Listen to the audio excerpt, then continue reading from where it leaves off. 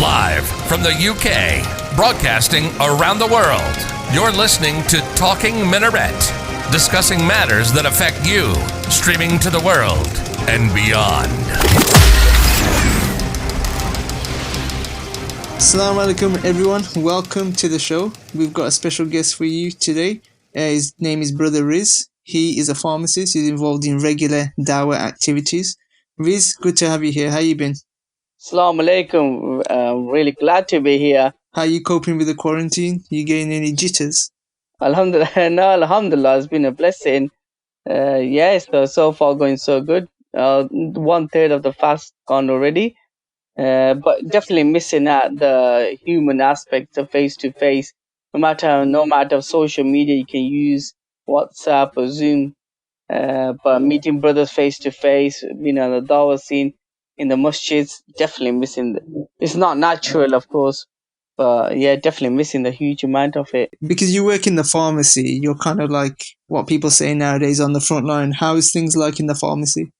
Definitely, it's been exhausting, terrifying, but alhamdulillah, we're getting around it. But again, at the start, especially of the pandemic, the pharmacies were incredibly overwhelmed because you got to remember a lot of even the staff members in a lot of pharmacies, you have a lot of the elderly or the mid-age elderly kind of workers as well. So you have to remember, although the pharmacies were all burdened with the amount of prescription, amount of people falling sick coming to the pharmacies, because a lot of the GP surgery has stopped seeing patients face to face. So the pharmacies were overwhelmed, and a lot of the staff as well. Half of the staff members in a lot of pharmacies were off sick as well. What's people saying in relation to, because I've touched on my last podcast about these conspiracies, what are people saying in the realms of the pharmacy? Are they saying it's a conspiracy or whatever it is? Oh, no, definitely not. In the academic sense, like the medical part, obviously this is a new virus altogether, so there's still a lot of unknowns about this.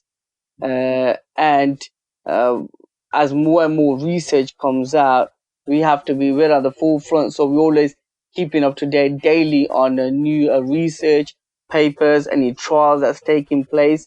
So we're at the forefront. It's definitely not seen as any kind of conspiracy. We definitely see as there's plenty of evidence that it's a genuine pandemic. So rather than looking at conspiracies or whatsoever, definitely, there's plenty of evidence to show that even prior to this pandemic, when it kick-started, there's evidence to show that even like in bats in China as well, they had found these strains of coronaviruses. And even the genetic makeup of the current strain, 96% of it matches with the known coronavirus strain that was out there before. But what this SARS-CoV-19, the current strain is showing is a mutation of that previous virus strain that there. Again, this coronavirus in itself, as a family, is already known in the animal kingdom, been there for ages. However, it's only transmitted between animals, and this particular strain, first time we have come across it. However, it's never known to be transmitted between animals and humans. This is the first time, and that's a scary bit about it, because with this strain, firstly, we don't have any treatment for it, and nor do we have any kind of immunity towards it. So imagine your human body has never come across this virus before, and that's why it's so deadly and contagious. Okay, look, so I'm guessing that you don't agree with Trump, because he's saying that it was developed in a Chinese laboratory in Wuhan. So I'm guessing that you don't agree with that. Oh, definitely not. If you look at just from the figures for America, is hit over 1 million people who were diagnosed infected, and they have the highest amount of death toll, over 65,000, and daily rises to an average 2,000. And part of that is, you gotta remember, him coming as a president, and with his elections coming in November, his line has always been in terms of boasting about the economy, how unemployment rates have been really low, and the stock market with all-time high. Them are his strong points. Now, if you've seen what's happening with this pandemic, with the lockdown, the unemployment rate is skyrocketed, which never seen historically. I mean, the recent figures were hitting over like 30 million. Even the dot-com bubble, 2008 financial crash as well, maximum hit 2-3 million, but nothing, no one's seen anything like this. So the economy is decimated, American economy. Unemployment rate is skyrocketed. And again, so now, and he's lost control of this pandemic. So hence why he's trying to divert this attention, instead of being blaming on him, to China now on these conspiracy theories. What about those people who say the fact that this is China's attempt to destroy the current powers so it can become bigger than everybody else? Yeah, it would have made sense had he not decimated Chinese economy themselves, and effectively damaged American economy only, and it had very limited impact on China. Then I would say there's an argument on there, because what you have to understand is if you look at conspiracy theories, I don't write all of them off, because again, all these conspiracy theories, for some of them, they do have some strong basis to it. However, and it's quite natural as well. People are clinging onto conspiracy theories because of genuine lack of trust in these governments. So there's America, Britain, and the Western, even Chinese. So the people don't trust them, which is a good thing, which is a true reality of these governments. But we have to also look at, whenever we look at conspiracy theories, we also need to look at, who does this benefit? So if we can now start linking events or economic benefits to a certain country or party, and you can clearly see, look, is benefiting them with this event, then you can see there's a substance to this theory, and there's very likely chances of them being behind it. So hence why when you apply this now to any event, any theories, or even this pandemic, you can clearly see it's not benefited China at all. It's in fact decimated Chinese economy. If you look at the figures from its GDP, has for the last 3 months has been battered. Chinese car sales it dropped by 48% in March. Car makers like Tesla or Geely are now selling cars online, keeping customers away from the showrooms. I don't think there's any basis for saying the fact that the Chinese did this on purpose. But at the same time, at the other side of this, yeah, I agree with you. America can't be doing that on purpose either, because it's destroyed their economy as well. Yeah, because it's cost them trillions, just to keep the stock market afloat. America, the bank, central bank, they've been pumping not even billions, up to trillions. In 1 week they pumped over 4 trillion just to keep the stock market afloat. And if you look at the billions that they announced, over 300 billion stimulus checks to everyone's household in America, that's unprecedented. I mean, that does not make sense. Why would America be behind it and then having to cough up trillions and billions from his own economy and damage itself? It would not shoot itself. Same with China, it wouldn't, because you've got to remember that China is the world's factory, so it produces pretty much everything. Everyone has outsourced production to China. When China shuts down, the whole world gets affected.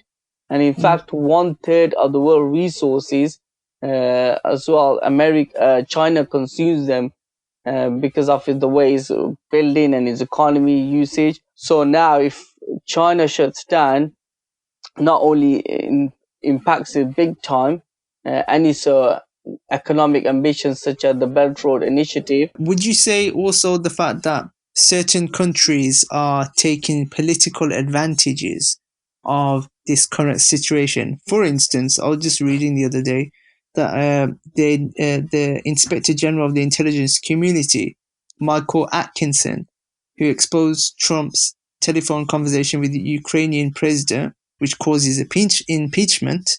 Trump dismissed him, but he could get away with that because everybody's so engrossed with the coronavirus epidemic. Oh, definitely. Yeah, if talking about that, yeah, before, if you switched on the TV like 2-3 months ago, all we heard was non-stop was about the impeachment. Isn't it? Now it's totally dead off the scene. I mean, the whole yes, it's totally come off altogether. And definitely, so from these events, no doubt, even though there might be genuine events, pandemic breakout, so these politicians will utilize it to their own advantage much as they can. I was even thinking of Trump. Every day, if you look at, he's doing press briefings as well to make show that he's concerned about the daily death tolls and trying to boost his poll ratings. In November, he's got the elections coming up, so really trying to milk it if he can. I try to show some kind of that he has some kind of control over what's happening. And we know if you look at the figures show the total opposite. So it could be one of those popularity boosts in his opinion polls. The Dow and the FTSE, I was reading the other day, the fact that it took its biggest quarterly drops in the first 3 months of the year since 1987. So what are people in your community saying? So just on the FTSE point, you talked about the biggest drop. What hit the markets this week with the biggest shock was Shell, the most valued company on FTSE. They've, no matter what has happened, wars have broken out, all sorts of economic fallout, but they never ever slashed the dividends. And for the first time since World War II, Shell came out and then now they're going to slash the dividends. So this you can see as a major economic impact, and it decimated the markets altogether. So not only that, if you look at Britain's response, look at the response of these countries as well. So if you look at the WHO, World Health Organization, when it started in January as well, the fact that they were very slow to declare a pandemic and order all countries to go on lockdown, the unpreparedness of them. And remember, WHO is funded by mainly by America. Other countries pumping as well. America, like yearly, about 500 million a year. Hence why Trump is blaming incompetence of handling this on WHO, saying, look, they didn't alert us fast enough. They kept it a bit quiet. And hence you withdraw the 500 million from WHO. And if you look at all the Western age, Europe, Britain, how they reacted to this pandemic breakout, unprepared. They weren't sure exactly what hit them. And these are all indicators showing that this is a not made up scenario, because had it been made up, or they were behind it, any of these nations, they would be far better prepared. Because the most precious thing, think about the most precious thing to the West is money, the economy. What are the theories that people are perpetrating within the communities right now? What are they saying? There's got to be a reason as to why they say that certain countries, like say China or the US, did this virus epidemic. What are the Muslims saying right now? Yeah, what is, because there's, the capitalists, they always talk about depopulation. And in fact, a lot of these nations of the Britain, America, even China, they've been even experimenting on their own population. I was looking at, so that's why, to a sense, I can see why people start jumping on the coronavirus bandwagon. In America, you talk about how Americans, what they did was, the smallpox. They had infected blankets, and how they used that to give it to the Native Americans to, infect them and kill them off. And these are not like conspiracy theories. These are well documented as well. And, there's other studies of syphilis, how even Black Americans, the researchers infected the Black Americans with them. And these are documented biological warfare that they carried out. Not conspiracy theories. And I was even reading of even Britain as well. Britain biological weapons trials they carried out between 1940 and 1979. The Ministry of Defense, they described how up to more than 1 million people along the south coast of England, from Torquay to New Forest, they exposed them with bacteria, including E. coli, Bacillus globigi. That's basically mimics anthrax. What they did was they released them from military ships anchored off Dorset coast, and they sprayed the microorganisms for about 10 miles radius. And what they were trying to say is they're testing these out to mimic if the biological attack came from Russia or the Soviets, and how would it helps prepare the nation. under them pretext. But there's loads of these documented biological warfare by the Western nations on their own population. So hence why people by jumping onto these theories. I get that. Allah's the best of all planners. So this outbreak has unleashed something in that Muslims are now quoting a lot more in relation to the Hadith in dealing with plagues, i.e., keeping a spear's distance and all this kind of stuff. All these Hadith in relation to how to deal with plagues.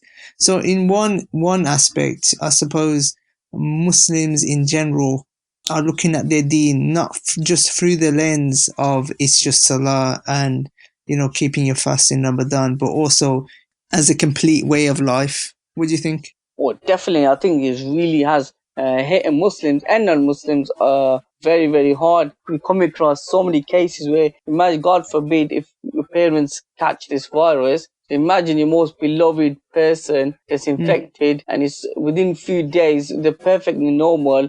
Within few days, they're having breathing issues. Then on a ventilator and passing away. And your own brothers, sisters, your family, you can't go be with your parents because they'll restrict the amount of people that can be there. And even burying as well. Even at the funeral, your families can't come even to see the face before they're buried, and even read the janazah.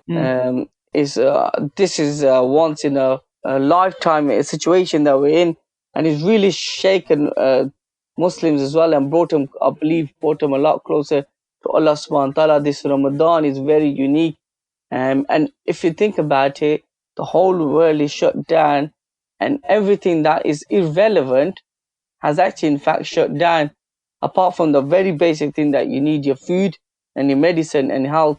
I was thinking about it the other day in relation to, as Muslims, the way we tackle life, the way we understand what came before the universe, what came before man life and the universe, and what comes after, and how that relates to our life right now. The way Muslims understand that is not the same as in the non-Muslims, i.e., ultimately, Ajal is fixed and it belongs and it's controlled by Allah subhanahu wa ta'ala. Now, I feel that this could be a self-realization for a lot of people. However, they've been misdirected towards worshipping something else. Yeah, to a point, I have noticed even my social media newsfeed, a lot of Muslim quoting about the hadith about those who die of plague. One of them is a martyr. So a lot of these narration people are quoting to understand that, look, in fact, it shows how weak man is. That, look, despite being the UK, one of the richest nations on earth, that, look, this virus, such a small, minute virus came from all across the world that you can't even see, is so contagious that you're scared that you might even pass it on to your family or your friend, your loved one. So hence you keep a distance from them, not because you don't like them, because you love them so much. And the fact that you know that your days are numbered, that this invisible, it can catch you so quick or be asymptomatic, and nobody can do anything about it. No matter of medicine, there's no medicine for it. Although they're talking about these remdesivir that's been licensed, that's another discussion. But I'll touch on that point. There's no vaccine for it, and even the fact that Boris Johnson was put on for an oxygen ICU, it goes to show ordinary people that, look, if you were to catch it, you got very less chance of making your life can end really quick. Subhanallah, I mean, the way I see it is, look how fast Allah subhanahu wa ta'ala has brought the world to its knees. You touched on the health aspect, but also even the economy, what we've talked about the economy. But one article that I'm reading right now, the IMF described the decline in economy as the worst since the Great Depression of the 1930s. We used to read about the Great Depression in history books, and now it's occurring. Definitely. Initial shock of this pandemic, I remember the start where people couldn't believe it. When the lockdown started, people couldn't believe it. This is actually happening. This is real. People say, it feels like we're part of a movie. Because people never ever thought this would actually happen. to them in our real lifetime. We saw in movies, in history, but people thought for some reason you're safe, or this calamity will never struck us. But subhanallah, look at us now. And Mm, even from work, I've noticed how when I witnessed these, uh, huge queues being lined up in supermarkets for food and toilet rolls, the basic needs, and how people were fighting over their stuff. And it really recalled a discussion I had with a Syrian brother who came mm, over from Syria for on asylum, and he explained to me how, uh, and he said, "Look, we were living our lives in Mosul, and this guy was a millionaire." And explained to me, he goes, "Look, he's young, he's so rich on halal businesses. He had multiple houses, and never ever thought the life will change in instant." Um, where the fact that he had to come here in asylum, and he had to beg for even food for his own family, because mm, what happened with his incident, the ISIS came and took over his house and his property, and he's from a million, he went to zero, and he came here. And when I was listening to this, I sympathize with him, but I could never imagine that situation the Syrians were going through, huge lines for food whatsoever, that mm. we would actually see that for ourselves. It'll happen to us. But subhanAllah, look how Allah subhanahu wa ta'ala works, the way we be strucken down with it. And look at the way they reacted as well. Because of a lack of iman here, people they're talking about mental health. And I'm like, what? Me suffering from mental health issues in the comfort of your home. You got TV. You can, you can click on an app, get food and pizza delivered to your house in a comfort. You got heating on. You're living like kings in your own house. And yet these people are suffering from mental illness. Let's be frank. Whilst the Muslims um, will have a higher purpose, i.e., worship of Allah during Ramadan to preoccupy their time, and non-Muslims will look through, say, probably watch through all of Netflix, their library. But by the way, I read as well the fact that Netflix was at one point more valuable company than the oil giant ExxonMobil. Yeah, crazy. That's crazy. But anyways, it's one of those things where the priorities are completely different. And I just think to myself that people could be understanding about life and tackle the bigger issues of life and what came before life and after life. However, they're too preoccupied with doing these rallies for people, celebrating people who have survived, as if the people who survived had a choice in the matter. Allah subhanahu wa ta'ala allowed them to live longer. It wasn't a choice that you make in your subconscious while you're unconscious from the coronavirus. Do you kind of get what I mean?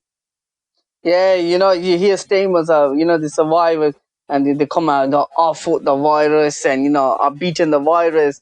These are the statements come out. I'm like, you didn't beat anything. You were paralyzed on a ventilator.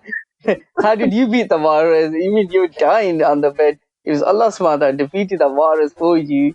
You didn't do anything. You useless. I mean, the nurses were changing your nappies. That's how paralyzed you were. He, Oh, so okay. people make out they're trying to defeat this. Why they didn't? It's Allah subhanahu wa ta'ala. But you know what's interesting about these people illness? The Western nations as well, governments have been really caught out, and it really shows, despite all the wealth and the science and how advanced they are, the fact that Mm, look, the population dying on a mass scale, they're not able to do anything. It really has weakened the stance and the image. So that's why, this race for this vaccine, it really should be seen as, the way the Soviets and Americans, they were racing towards first one to be on the moon, or the mm, previous arms war, the first one to get a nuclear weapon. yeah. It really should be, I feel it should be seen similar to that. The first one to get a vaccine for this pandemic, because the reality of it is this virus is so contagious. Even after lifting the lockdown, it's continuing to spread, And the only way to build this herd immunity to reduce the rate of infection, to build herd immunity, you need a vaccination. And the fact that still till now they haven't got a vaccination, and it'll be at least another year. Did you see that that YouTube clip of that chief NHS nurse or whatever?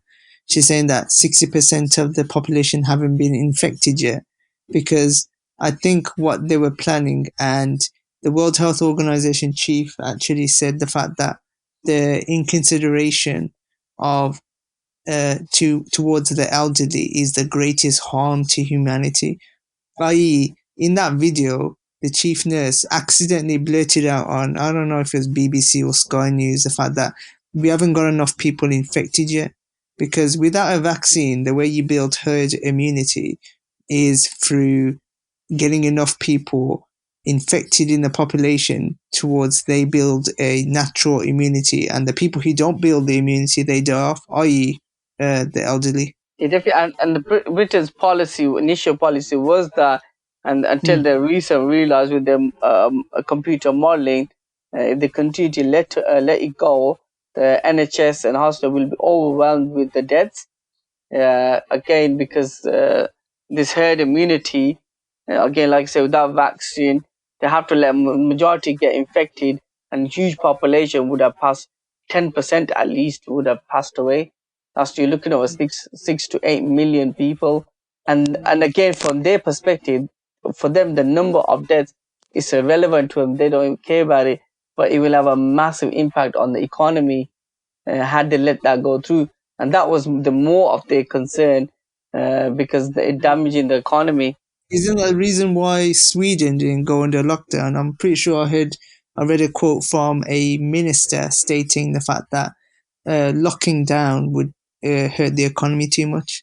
So the ills of this ideology of capitalism, it's Allah's put a situation in place in which it's being exposed.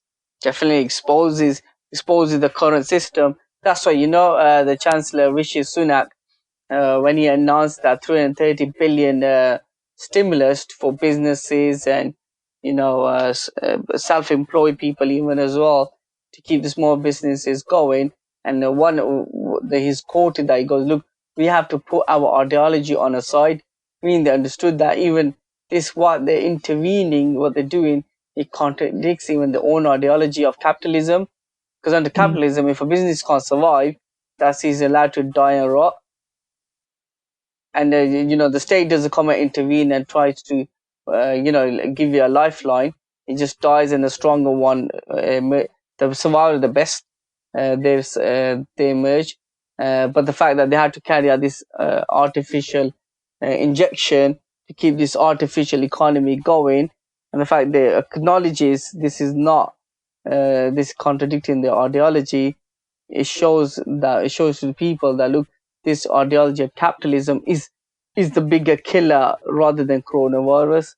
Fantastic point. I feel that we could probably talk about this for a very long time, but what a good point to end it on. Join us next week. We'll have another conversation. Tune in then and subscribe. Assalamu alaikum.